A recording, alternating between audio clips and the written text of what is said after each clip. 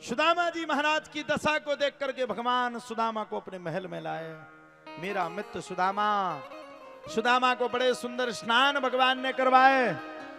सुंदर सुंदर वस्त्रों को, सुंदर सुंदर वस्त्रों पर सुंदर सुंदर वस्त्र भी भगवान ने सुदामा को पहनाए। और सुंदर सुंदर वस्त्रों को पहनाने के बाद सुदामा को राज्य सिंहासन पर बैठा दिया। मित्र, घर में सब बढ़िया है? सुदामा कहते हैं बिल्कुल बढ़िया है। भाभी ठीक है? बोले चकाचक।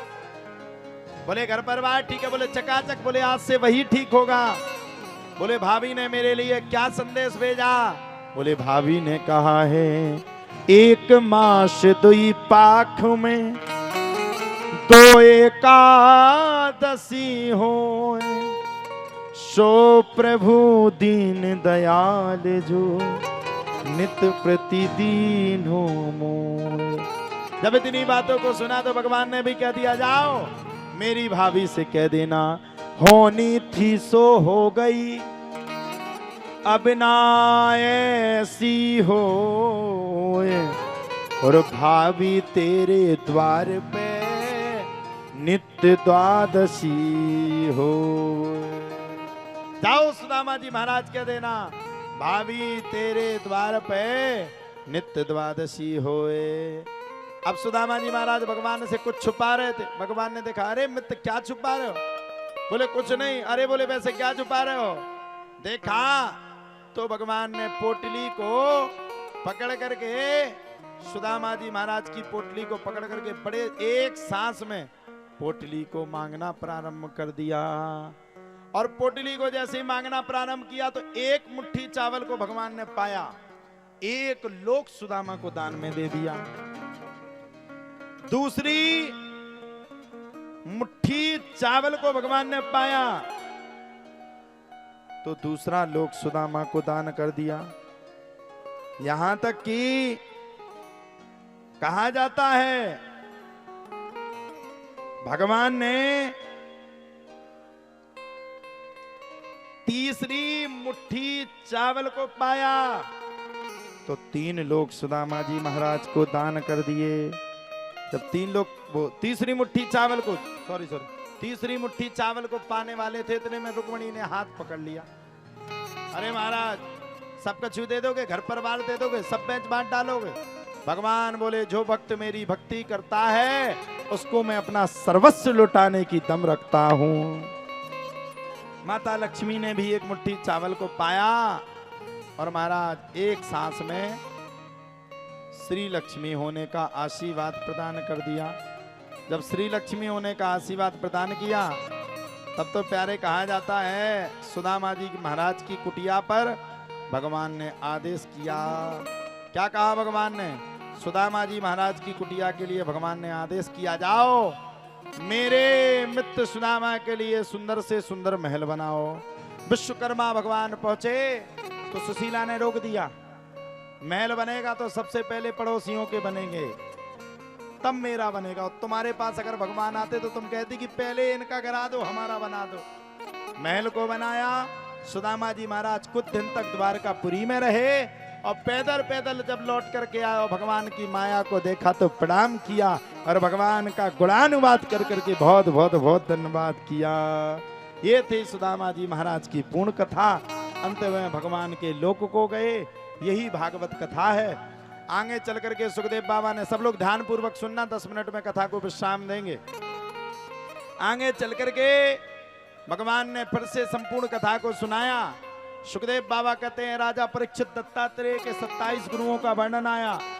यश धर्म राज धर्म के बारे में भी बताया गया और यश धर्म राज धर्म के बाद अब यदुकुल के विनाश के कारण का भी अंतर बताया गया। बुरा मत मानना है यजमान जी, वो तो भागवत में लिखा, सो हम तुम्हें बताए दे रहे। यादवों की संख्या सबसे ज्यादा हो गई, बहुत ज्यादा यदुवंशियों की संख्या हो गई। एक बार की बात है, दुर्वासा ऋषि द्वारकापुरी में चातुर्मास करने के लिए आए।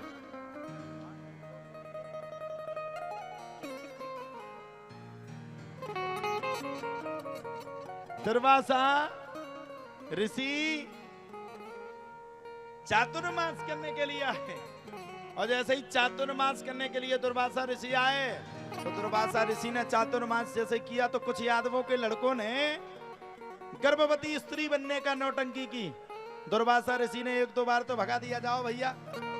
जब नहीं माने तो तीसरी बार कह दिया, जाओ मैं तुम्हें श्राप देता हूं, न लड़का होगा न लड़की होगा, ये मूसल होगा, और यही यदुवंशियों के विनाश का कारण होगा। उस मूसल को घिसते घिसते घिसते घिसते घिसते घिसते समुद्र में फेंक दिया। और जब मूसल को समुद्र में फेंका तो समुद्र में फेंकने के बाद जरा नाम के व्याध ने उसका तीर बनाया और भगवान की तालका पर जैसे ही प्रहार किया, वैसे धीरे धीरे करके भगवान का वह पवित्र शरीर पृथ्वी लोक से उठने लगा। देवताओं ने सोचा, राजा इंद्र ने सोचा भगवान इंद्रलोक होकर के आएंगे, ब्रह्मा जी ने सोचा भगवान ब्रह्मलोक होकर के आएंगे, लेकिन भगवान कहीं नहीं गए। वो तेज फूटा और वो तेज लौट करके पुनः वापस होकर के भागवत भगवान में विलीन हो गया। भागवत महापुराण की जय। सुखदेव बाबा कहते हैं, राजा परीक्षित, आत्मा अमर थी, अमर है, अमर ही रहेगी। आत्मा ना कभी मरी थी, ना मरी है, ना कभी मरेगी। और यह कह करके सुखदेव बाबा चले गए। 7वें दिन की शर्त के अनुसार तक्षक नाम का सर्प आया और तक्षक नाम के सर्प ने डसा और राजा परीक्षित के प्राण भागवत महारानी में विलीन हो गए। बोलो भागवत महापुराण की, सुखदेव जी महाराज की, संकट मोचन सरकार की, यज्ञनारायण भगवान की, अपने अपने सतगुरुदेव भगवान की जय। जय श्री राधे, जय जय श्री राधे। सभी लोग हाथों को जोड़ लेंगे और अपने अपने नेत्रों को बंद करेंगे। हम भागवत के अंतिम श्लोकों को हम गुनगुनाते हैं और हमारे पीछे पीछे आप सबको भी गुनगुनाना है।